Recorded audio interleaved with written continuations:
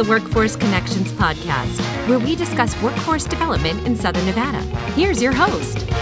Hi, and welcome to another episode of the WC podcast. Today we have a very special guest, my friend all the way from Boulder City, CEO of the Boulder City Chamber of Commerce. Help me welcome Jill Rowland Lagan. Thank you. I'm so glad to be here, and it's so much fun to be with my friend. Yeah, it's good to see you, Jill. I know that I'm going to be in the opposite tomorrow. We're doing your podcast tomorrow, so this is fun. You and I get to work together a lot, helping small businesses, employers grow.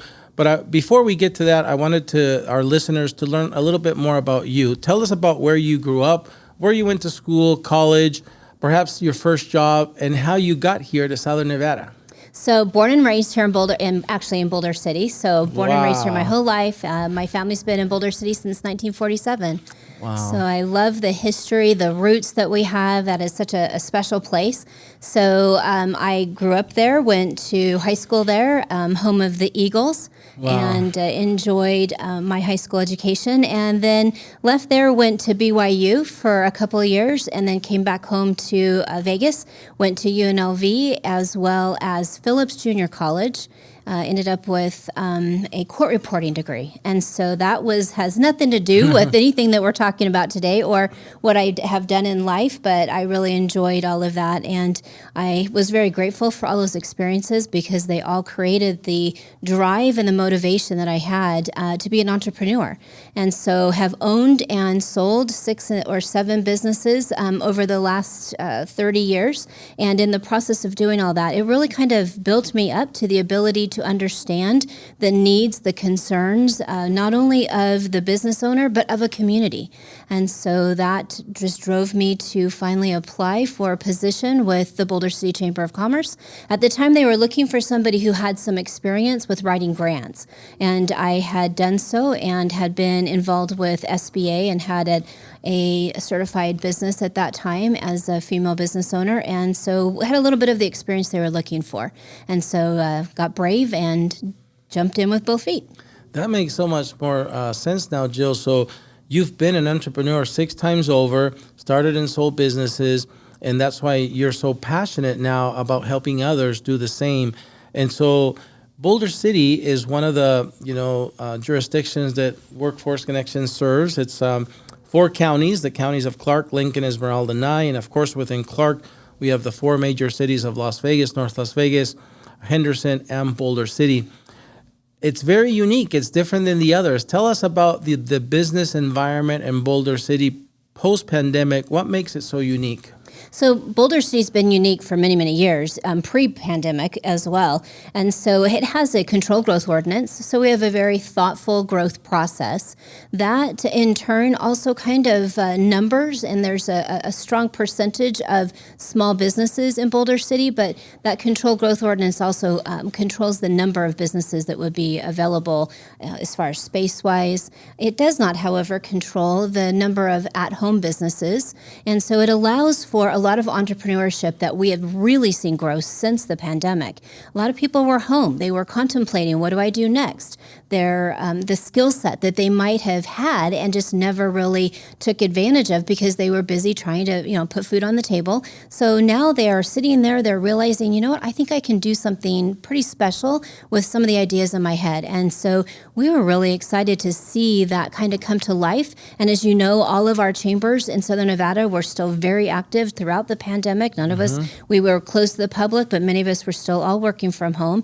And so in the process of doing so, we really were able to help those individuals find a way to make those dreams happen, make those new ideas come to life. And it has been very beneficial because we all know that small businesses really are the backbone of this great country. And without those small business owners, I'm not exactly sure where we would be. And so I'm really grateful that we were able to not only see that thrive in Boulder City before the pandemic, but a lot of those locals were able to even thrive during the pandemic because locals support locals. And that's really a true sign of what you see in rural communities. It's great in the Vegas area, and we know how important Vegas is and all of our larger metropolitan areas here in the state of Nevada. But those rural communities, they take care of each other. And I think that's one of those unique points that you see in not only Boulder City, but most rural communities here in the state of Nevada. Yeah, I love going to Boulder City on a weekend, and parking the car and walking, the main street with the restaurants and the music. And I used to, my favorite was the one where the old gas station was, where there's outdoor seating and they would bring in, again, live musicians. And Boulder City, one thing I've learned about it too, through working together and presenting to the council is, even though it's a small city, there's a high sense of civic engagement. Some of the meetings I've been to and you've been to are contentious and loud, and rightfully so, opinions. And the years that I've been working here, I've had the fortune and enjoyed working with, Peggy Levitt, Warren Jorge, may rest in peace, and now Matt Fox. And Judy Hoskins. And Judy Hoskins as She well. was Yes. she was so fun. Too short of time she stayed. But that, again, 4 examples of folks who care deeply for the city. Some of them, again, running their own businesses in the city, as you said. And so I've really have grown an endearment to the type of life there and what that community stands for, with its uniqueness of the limited growth ordinances and whatnot. Tell us a little bit, though, within all of that, what are the challenges? Because maybe most people listening don't understand, as you do, the unique challenges as to business in Boulder City. So sometimes the things that make us unique are also the things that create the greatest challenge. And we have, in the past, we've even made the statement that sometimes we kind of get in our own way. So when you don't have development and you don't have the idea that, okay, next week we could have a great developer come in and build great new homes, that then in turn drives interest in wanting to have larger utility companies have interest in us, phone companies and mobile phone companies, those kinds of things, that area is not particularly of interest to them, because they know there's not going to be future development that they can kind of count on. And that's what they need in order for them to be able to show a proof of the reason that they should be in that area, to have a larger business or a larger presence. Also, with the idea that with the control growth ordinance, you're not going to have a lot of those larger developers, but we also have no gaming.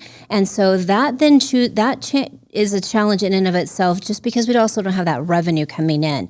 So it creates a uniqueness. We love it. I don't see that it'll ever change. I would not be a proponent for it to change.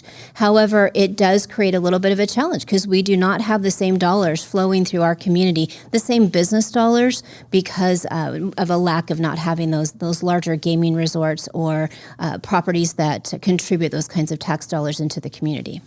And understanding those challenges, Jill, what are some of the projects, initiatives that you are currently involved with on helping these small businesses grow in Boulder City? So we are very excited to be able to launch the Adventure Center, Boulder City Adventure Center. This is in partnership with the state of Nevada, the State Tourism Division, and Brenda Scolari is director of that division. She had the foresight of working with me on the idea of a one-stop shop for all things outdoor adventure. And so we were able to go after and were awarded an EDA grant, Economic Development Administration grant.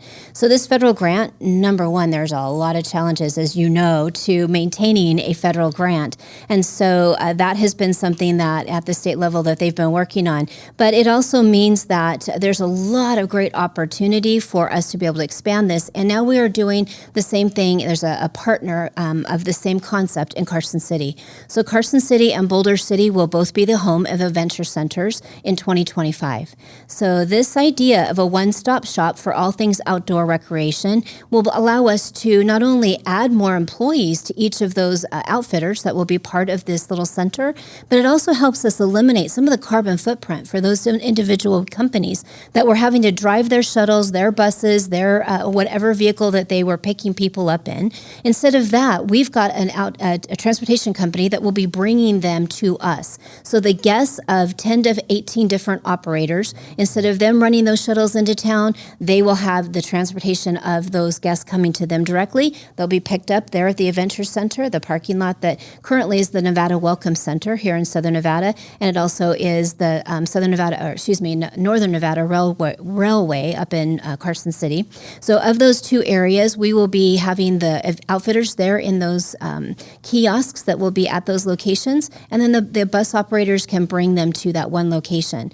The other real great thing about this is not only the added employees that will be there, but but also the idea that they'll leverage off of each other. There may be 2 kayak companies, 2 helicopter operators, but the advertising that each of them did independently will drive more interest to right across the way. There'll be another kiosk with other operators in it, and then those operators too will have the chance to win over whoever's there for a helicopter tour. There might be a chance for them to want to do the postcard tour on Hoover Dam Rafting Company.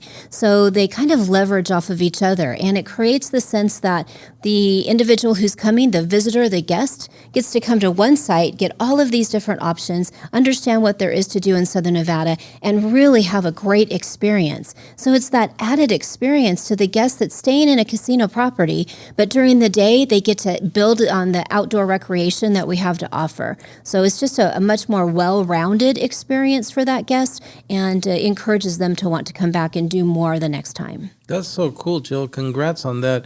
I know that as we were talking about that, I keep envisioning, the drive into Boulder City. And I remember a time where every truck had to go through there and over the dam. Mm-hmm. But since then, we have the I-11. What are your thoughts on what I-11 has meant, that bypass, as they call it, what that's meant to Boulder City, good and bad?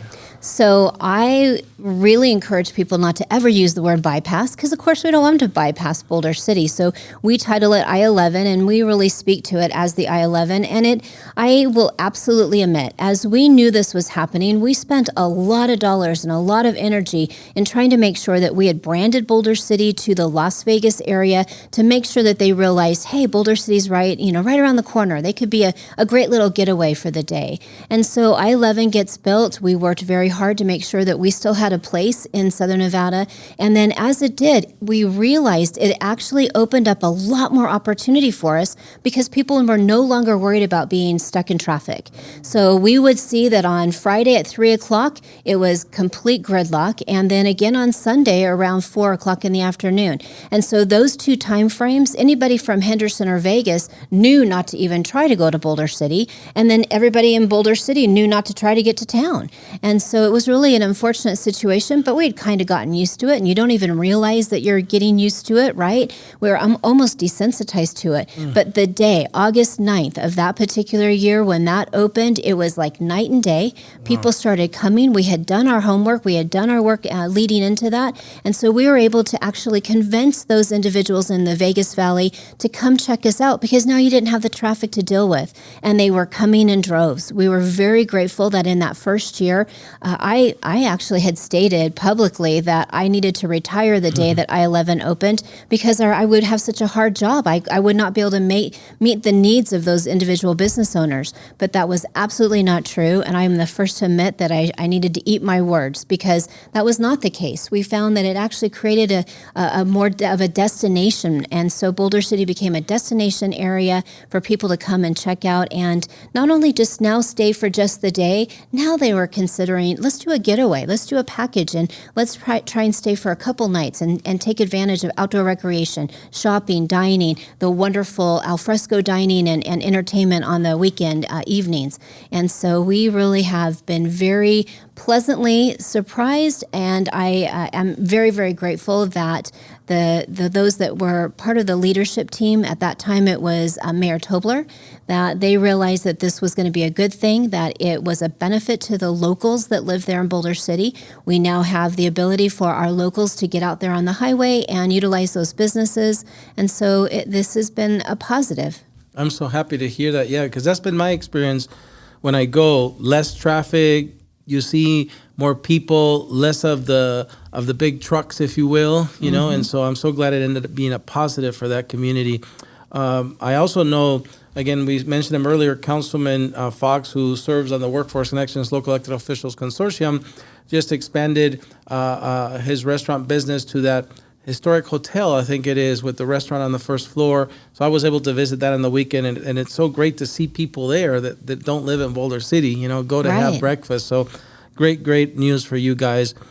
Jill, I also know that, I see you in D.C. when we do the Vegas fly-in, our events here in town, but I also see you through social media with my friend and again member of the Workforce Connections Board, Mary Beth Sewell, who's the CEO of the Vegas Chamber. You guys belong to the Western Association of Chamber Executives. Is That's that right? WACE, correct. And tell us a little bit about that work. What are you guys doing when you're there? I would imagine you're advocating again, learning from others, your peers. But tell us a little bit more about your role in that association. So WACE represents over 850 chambers on the West Coast, and it's actually kind of creeping into some other places as well: Oklahoma, Texas, Alaska, Canada. And so we're really grateful for this relationship. And Mary Beth and I.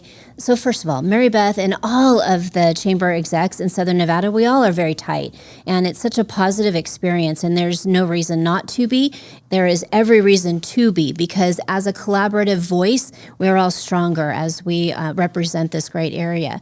And so Mary Beth and I have sat on the board with her in the past. I've actually rolled off that board, and I'm on the foundation and the academy now. So still have a great role to play with being able to educate and create personal development and professional development for other chamber executives, their teams, whether it be their marketing staff, their communication staff.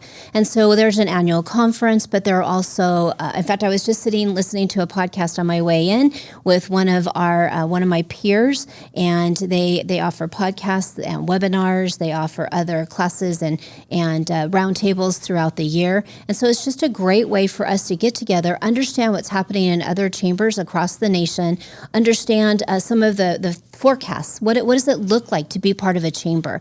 Nowadays, a chamber has a completely different take on what it used to be. So it's not like our grandpa's chamber of commerce, right? So it's very much different. We need to help those individual businesses that are not always a storefront. We need to be advocating for them not only on the government affairs side, but also in helping them understand the workforce side. Workforce, as you well know, is such a strong need for the businesses nowadays. And so that particular association helps us bridge with other peers and to understand what's going on around the country, the different issues that are taking place, how to best handle them, what are the best practices, and then just in general, how to make sure that all of our chambers are effective, relevant, and can help build the local economies. Well said. And who would have thought 2-3 years from now, Jill, if they would have told you and I, you're going to be hosting a podcast, we probably would have said, what, right? Well, what do you mean? And here we are. I absolutely agree, but I that took a lot of courage. I don't know for you, but for me, it took a lot of courage just to try it. And I had a cold call from a gentleman named Howard Fox. And Howard was able to just get my interest. He piqued my interest, and I thought, you know what? I need to check this out. Because so Peter Guzman, we knew Peter was doing it. We knew Mary Beth Sewald had her beautiful podcast. And so I thought, this might be something that we could really benefit our businesses, highlight who and what they are, let them have a moment in the spotlight, but also allow me to bring in some wonderful individuals that could educate us, whether it's Southern Nevada Water Authority, National Park Service. There's so many people that we don't often hear from unless you're within that circle of influence. And it is important for our businesses, what's going on with the drought? What is happening and how is it impacting us? And so it was just my way of being able to not only educate others in an arena that they might not hear about, but also be able to spotlight my businesses and the members that we have there in Boulder City. We don't call them actually members, we call them investors, because they've invested in themselves and they've invested in the community, which allows us to make that investment work for them. I like that word. I can't wait to be there tomorrow on your podcast. Jill, obviously you're always working for others, for those small businesses. You're advocating for those small businesses to grow, be successful. How do you create boundaries to obtain a good work-life balance? How do you spend your time away from work, and what hobbies and activities do you enjoy most? So this is probably one of those questions that I do the worst at. To have that work-life balance, it's a little bit lopsided. When you are this passionate about a community and about the work that we're doing, it happens all the time. And, I might be at the grocery store. I was there late last night picking up things for our King Kids shopping trip that we sponsor every Christmas. And so while I was there, just happened to see the general manager and had the opportunity to visit with him. And so I think it happens all the time, whether you want to or not. I do absolutely enjoy my vacation time, my family time, and when we are all together, which is usually doing some type of outdoor recreation, whether it's taking out the side-by-side and doing ATVing or jet skiing or hiking or just enjoying some of our family that are around the country. We do a lot of road trips. We love that kind of thing as well. So there is always balance. You always find time for your family, and very important for us. But I think that I enjoy what I do, and so I never feel like I need to create a complete division of one and the other. Very nice. There's people that drive from Summerlin, the furthest part of North Las Vegas, not to mention Henderson, where I live, to Boulder City to go see the bighorn sheep. Do you ever go and sit and watch them? So here's the irony to that question. So the state of Nevada, Division of Tourism, is in the process of filming some new commercials for this coming year. And in doing so, we had the video team was in Boulder City on Tuesday. And so while we're down there, and we were hosting an influencer, actually it's retired Golden Knights Derek England, and while he was there helping us promote Boulder City and Southern Nevada and the state of Nevada, we had the bighorn sheep just kind of wandering right through the camera equipment and wandering all through what we were doing, and then went up on the hill and sat there. And so it has become second nature to most of us there. But I will tell you, on a daily basis, we'll get individuals that'll call and say, hey, are the bighorn sheep out? What time will they be there? How long will they be there? Will they still be there when I get off work and I can drive out with my kids? And so the city recognized that, and they created the Ram Cam. So you can now go on YouTube and look up the Boulder City, Nevada's Ram Cam. It's also on my website, bouldercitychamber.com. We have it right there on our website, sponsored by Hoover Dam Rafting. And that is a very well loved and watched video, to the point where I've actually found myself stopping as I'm wandering through my lobby, noting that, oh gosh, they're there. Oh, there's a whole bunch. There's 30 today. Did you see that? They seem to be watching the people that are watching. The babies are the cutest, the baby ones. ones. My goodness. And so many of them have now been born in that park. And so this is a very late season. We don't normally see them down there still this late, but I was just there Tuesday and they were all there and happened to be able to hang out with them. And so check out that Ram Cam. It's pretty cool. It's so awesome. We'll put those things that you mentioned here on the screen so our viewers can go there and check that out. Jill, whether they're listening to your podcast weekly or ours now, there might be a young person still in high school or just graduating from high school in Boulder City, go Eagles, and that looks and say, I want to have a life like Jill's, and maybe be an entrepreneur, maybe work for the chamber or any other organization in Boulder City, and one day be a community leader like you are today. What advice do you have for them? What was important for you that allowed you to live the life you are living now? I truly believe that having a belief in the spirit of the community and wanting to make sure that you play a role in your own community, I think that is by far one of the greatest things that was ever instilled in me, as well as just having a sense of wanting to be part of something, a neighborhood, a community, part of a group that they're doing things that are good for the benefit of the whole. And so we see so many kids that are coming out of maybe it's a Rotary program, or maybe it's a high school honor society program, something in way of the idea that they need to serve others, and that allows them to understand some of the different nonprofits, some of the different community organizations, the different events. It allows them to take part in some of those and build that community pride, and then want to come back and be a part of that. So I can remember when we graduated, we all said, we're getting out of this place. And then as soon as we had kids, we're like, we want to get back in this place.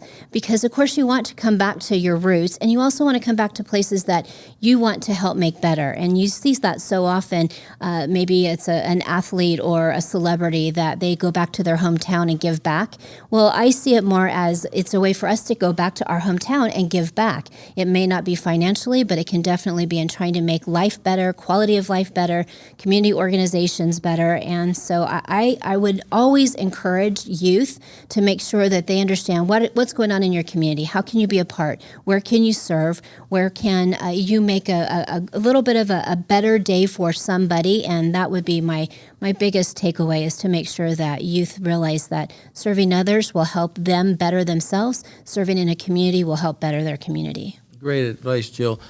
So to finish up, I want to ask you to say one more time those websites, because we want to put them up here on the screen, and we want our listeners to hear them one more time. The websites they can go to learn more about Boulder City, the Boulder City Chamber of Commerce, and others. Say that first, and then also share with us any events, any upcoming things that you want folks to be aware of happening in Boulder City. So it's the Boulder City Chamber of Commerce website, and it's www.bouldercitychamber.com. Very easy. We try to keep that simple. And you can see the Ram Cam there. You can see the master calendar events for the entire community and the wonderful investors that we have. We also make sure that we represent all businesses. And so you can find the business license list and all the businesses that are there. And so I would absolutely want to encourage anybody who is looking to still throughout this holiday season, if they might be interested in shopping local and finding some of those great made in Nevada type products, you can do that right there in Boulder City.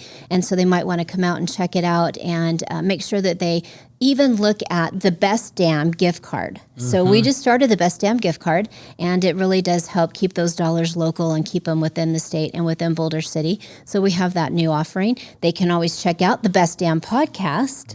So you kind of got the theme. They can check out the Best Damn Wine Walks, which are the second Saturdays, and that is September through April. They always have a fun theme. We had 418 people out visiting and hanging out with us on Saturday at the Ugly Sweater Best Damn Wine Walk, and it was lots of fun. And so all of those events, not only do we encourage our locals, but it's great to get to visit with some of our neighbors just over the hill, as we say. And so those are all great opportunities. And I would just encourage anybody that have any questions. My door's an open door. Anybody can stop in. They can come visit. If they've got ideas, if they want to bounce ideas off of me, and we can sit and brainstorm, I love to do that. People have such fabulous ideas, and how do they get started? I just recently was sitting there getting my hair done on Wednesday and had the opportunity to visit with my hairdresser who is looking to start a cottage industry. How does she get started? Where do I go first? What are the requirements? And how am I going to get promoted once I do join the chamber, and once I do have this business going? What's next? Those are great things that we can be helpful and allow them to have a flow of ideas and encourage them.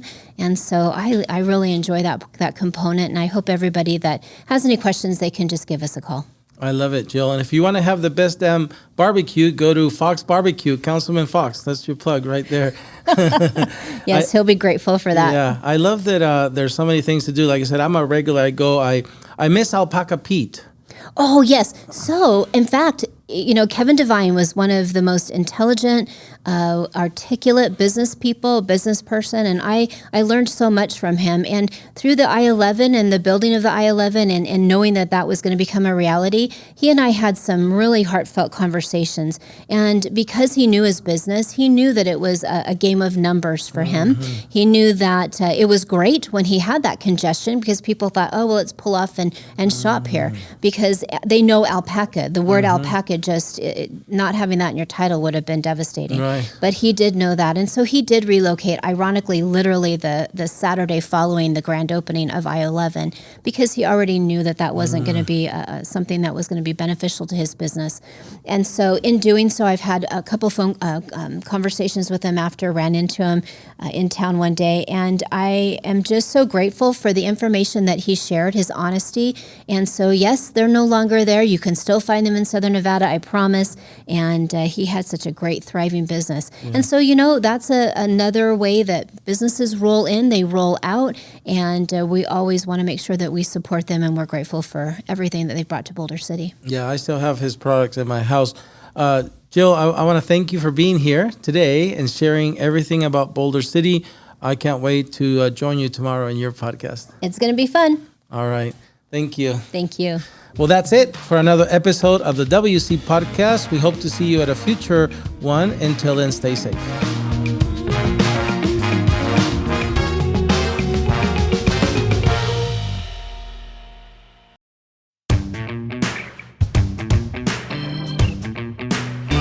Okay, Jill, thank you for staying over to do our bonus segment called Against the Wall. I'm a little nervous. No but okay. worries. The first segment is called Your Favorites. I'm going to give you a category. You're going to give me your favorite one in it. The first category, tell me your favorite food. Macaroni and cheese. Your favorite movie. Die Hard. Your favorite book. Ooh, The Gap in the Game by Ben Hardy. A good one. Your favorite subject in school. Home economics. Your favorite subject in college. Psychology. Your favorite holiday. Christmas. Your favorite sports team. Vegas Golden Knights. Go Knights, go. Your next segment is called Tough Choices. I'm going to give you two of them, and you're going to have to pick one, or try to pick one. Vacation or staycation? Staycation. I love my home. Nice. Cooking at home or eating at a restaurant? Cooking at home. I love to cook. Owing money or owing a favor? Ooh, owing a favor. Here's a tough one. Justice or grace? Grace. Actions or words? Words. Very good. You made it through the second segment. Third one's called Finish the Sentence. I'm going to give you about 95%. You're going to finish it for me. Are you ready? I'm going to try. If Jill could live anywhere, it would be... Boulder City, Nevada. Yes. The best part about living in Boulder City is... Great community spirit. Now, Jill's favorite thing about her job at the Boulder City Chamber of Commerce is... Serving others. If Jill could travel back in time, she would travel to... High school. Oh, nice. Go Eagles again. And three words that describe Jill are... Courageous, helpful, loving. I couldn't agree more. Jill, thank you. Doing the WC podcast today here with us was... Way fun and super exciting. Awesome. Thank you for staying over. Thank you.